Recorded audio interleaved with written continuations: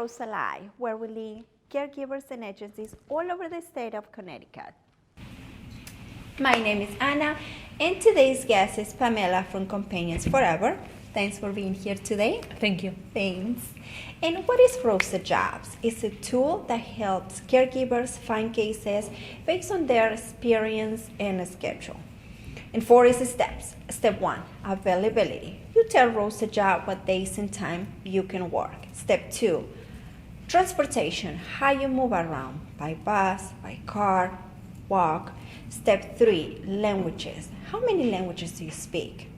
And the last one is step 4, experience. Are you a PCA, CNA, homemaker, or don't have any experience at all? Once you answer all those 4 easy questions, you'll be looking at all the open cases based on your attribute. So Pamela, you've been using Rosa Job for about 2 years now. Can you tell us a little bit about your experience? Sure. The good thing about Rosa Jobs is that it makes things a little easier, you know. It's not that we are just looking for these caregivers, they are looking for us too, and that helps.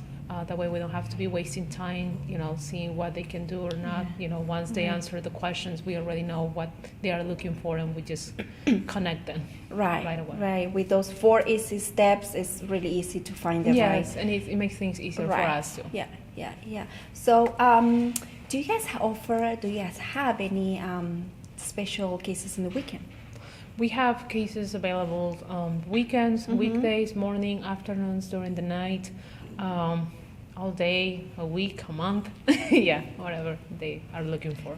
So, have you noticed by using Rosa Job that is making easier to connect the right caregiver with the right yes, case? I think that the questions are helpful. You know, caregivers are facing these questions, and they can actually see what clients are looking for, and then on our side, when we see the answers, we can actually level their experience and see where they can be a better fit or not.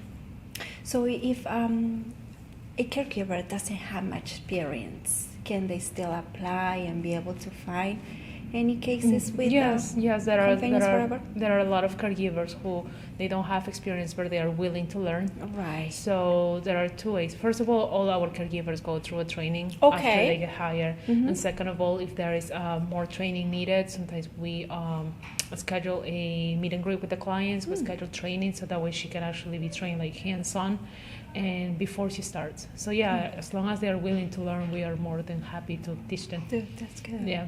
How about transportation? If they're not able to get there, if they don't have a car or they don't drive? There are some cases, there are some clients who don't require somebody with a car. Obviously, it's not as much as the ones who require a car. Right. You know, don't want to. Yeah. Okay. But we do have them. And, you know, for example, the living cases, as long as the caregiver gets to the client's house, you know, that's good enough. Because not all the clients wants to go out, but all the clients do need their services and the help. Well, and that is what Rosa Job does. It connects the right caregivers to the right case, make it easier for Companions Forever. So when we come back from the break, we're gonna get to know Pamela a little bit more, and also she has some special cases that she's looking to fill with one of you caregivers out there. So stay tuned.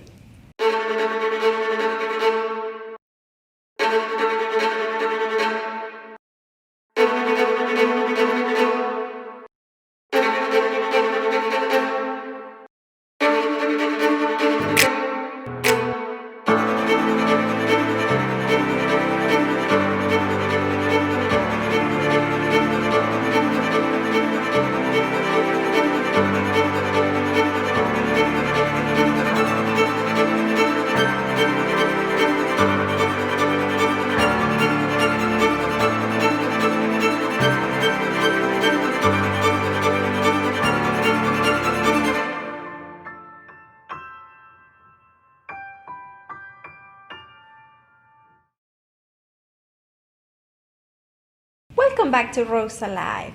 Let's get to know Pamela a little bit more.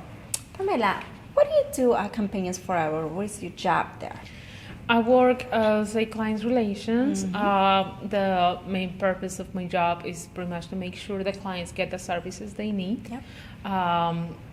In order for me to do that, I do need as much information as possible, as medical information or background, what they like, what they don't like. Yeah. So in order for me to get to this information, I do need to be in constant communication with clients and family members and whoever is involved in the case. Yeah. And once they get the services, I have to make sure that they are satisfied with them. Yeah. Nice. And how long you been doing this for? By the end of this year, in October, it's going to be 5 years. A lot of experience there. Yeah. Yeah. And what made you choose this industry?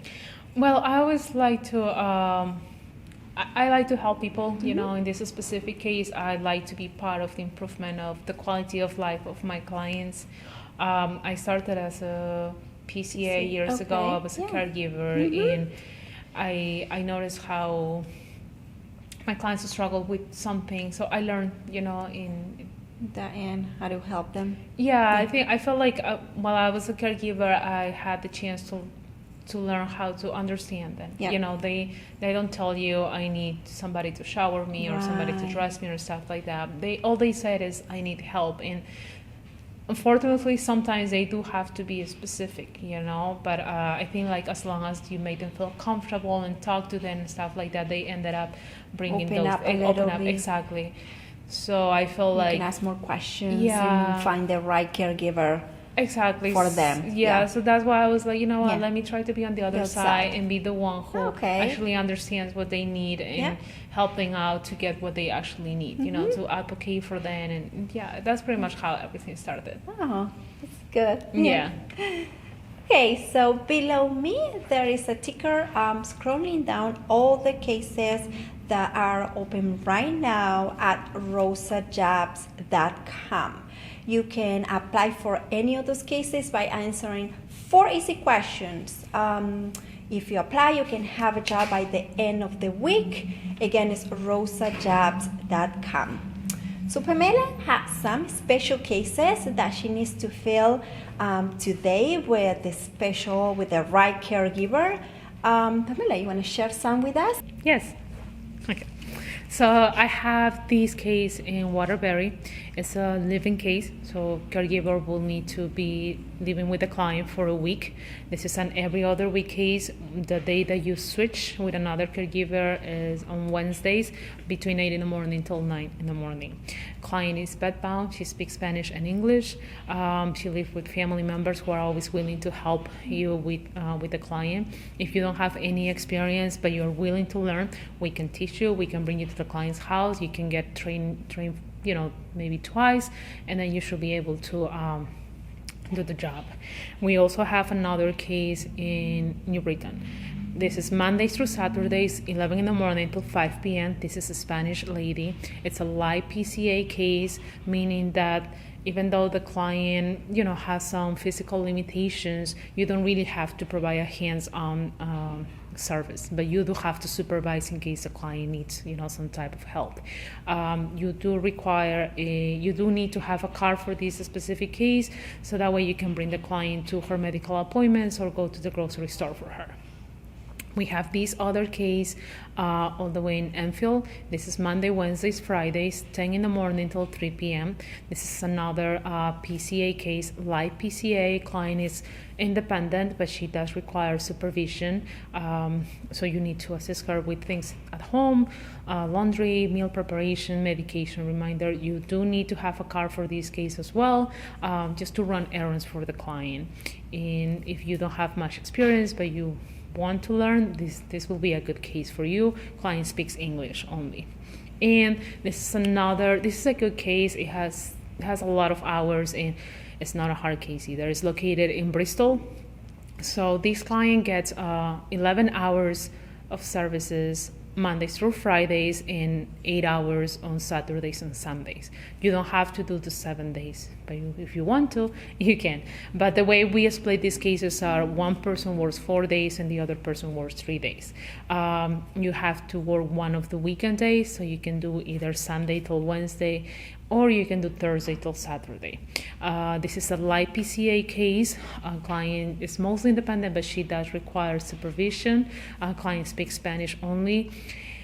She does need somebody with a car, for medical appointments and, to run errands, do the grocery shopping for her. But if you do not have a car, we can make it work. As I mentioned before, not all the clients need to go out, but all the clients do need services. And, this will be a good case to get you into this field. And if you are interested in any of these cases, or if you're looking for something else, you can just go to Rosa Jobs and look for more cases and apply there, and that will be great. Thank you. Pamela, thanks for those cases. So if you like any of those cases that Pamela just shared with us, go ahead and go to rosajobs.com. You can apply today and have a job by the end of the week by answering those 4 easy questions. She needs to fill those right away. So when we come back from the break, this week's topic is some of the challenges that caregivers go through in this industry. Stay with us.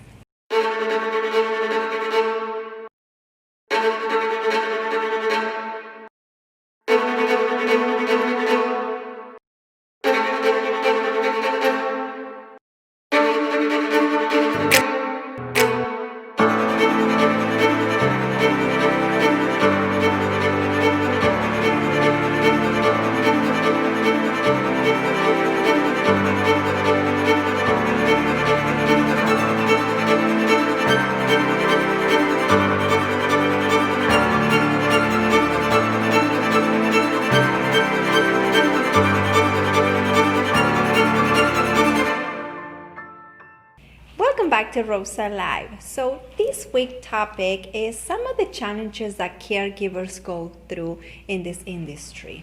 So as I was preparing for this, I remember when I was a caregiver and I was taking care of this really nice lady, and at the beginning it was okay. I used to go to her house, and as the time was passing and I stayed there longer, she just kind of noticed that I was there to take care of her, and she did not like it. So the next day she used to just don't open the door for me, didn't want me there.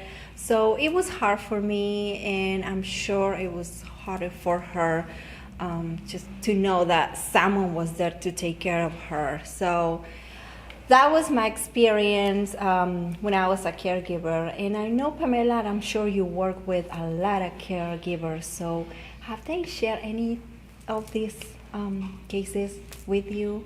Yeah, I mean, having clients refusing services or being mean or rude with caregivers, that's something that we have to go through pretty much every single day. Yeah. Okay. It's hard for caregivers to go to a client's house and having the clients yelling at them, kicking them out, calling them names and stuff like that. That's definitely a hard situation. Yes. How do we approach this? We always ask caregivers, first of all, they have to be patient. You have to be very patient, and you just have to try to understand what is behind that client's behavior. Second of all, they have to try not to take things personal. Right. They have to understand that clients are not trying to be mean or stuff like that. I mean, maybe some of them are, they are trying to push in the services away and stuff like that. But it is because clients are going through a process, they are in the process of accepting that they need help. Exactly. And that's not easy. You've been doing things by yourself for so long, and from one day to the other, you have somebody in your house. Right. Exactly. And so, that's what we tell them, don't take things personal, be patient.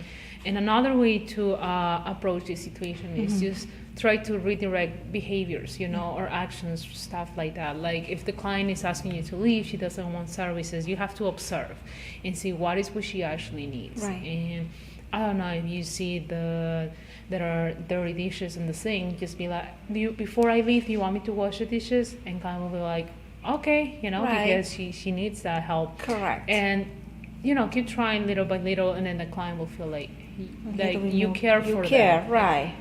So if I'm a caregiver and I'm in that situation that the person doesn't want me there. Do you guys offer anything to help me, to help the caregiver? Yeah. I mean, these things are something that have to be approached and try to be managed from the beginning. Yes. And when I said the beginning means like from the moment that we ask this caregiver to go to work and she confirms, we have to call the client and tell her, hey, this person is gonna go. Right. Let's say client says, no, I don't want anybody. I'm gonna try to do my part and try to make the client understand that it is a good idea to have somebody to help her out, or help him out. Just to try to give them some type of control, and I will tell them, hey, they won't do anything you don't want them to. Just tell them what. So that's how it starts. Okay. Then we talk to the caregiver and try to give them an idea of what they are walking into. And this is not just about hands-on services or supervision. This is more about like, eventually you have to interact with the client and you have to understand the background.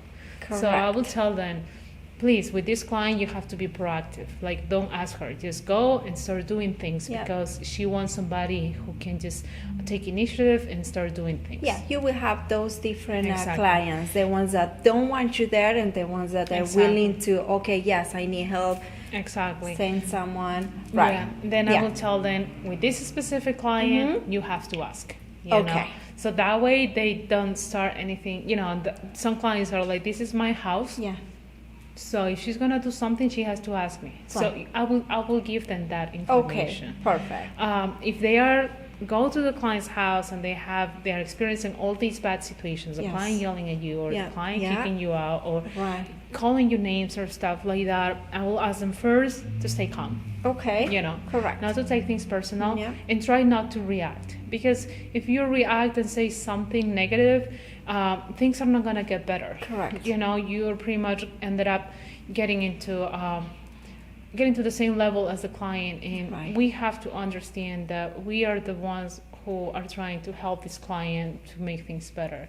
And if the client is acting the way she is or he is, it's because there is something behind that we are trying to fix. But if we're going to do the same, then how are we going to fix this? Yeah, exactly. Correct. So different things, and we ask them to give us a call if you have any questions. And if this is too much, okay, that's fine. You can go home and let's try the day after. And client little by little will see that you care because you are there. They have somebody to rely on. So if I'm a caregiver and I go there, this is my first day at my job. Do you guys come with me and introduce me to the client, or it's just gonna be me? Yeah. No, we don't really walk and we don't go with caregivers on their first day of work. Okay. No, we don't do that. We do schedule sometimes meet and greets. Depends on the situation. Depends on the case. Sometimes per client's request. Yes. If a family member they want to meet the caregiver before, or if the caregiver wants to, yes, we arrange those things. But we don't go to every caregiver to their first day of work because we wouldn't have enough time. We have a lot of clients, so it will be a lot to go to, and then Make this. Sense. It doesn't. No. But we always are there to helping out. And we try to see like clients need somebody, and caregivers we want caregivers to be there for the clients who are in need. And if caregivers are in need or need some type of advice, we are here for them as well. To help. We care for both I clients think the big thing it will be not to get not to take things personal. We don't know what they're going through. Exactly. So try one day, the next day. Yeah, try to understand. Try to understand what they're going through too. So, Pamela, thanks for being No here problem. today. Thank you. So remember, if you like any of the cases that Pamela shared with us today, and the ones scrolling down below are available at rosajobs.com. You can apply for any of the cases today by answering 4 easy questions: your availability, your transportation, language, and your experience. Once you go through those 4 easy questions, you can have a job by the end of the week. Thanks for watching us today. We'll see you in 2 weeks with a new guest and new cases. Bye-bye.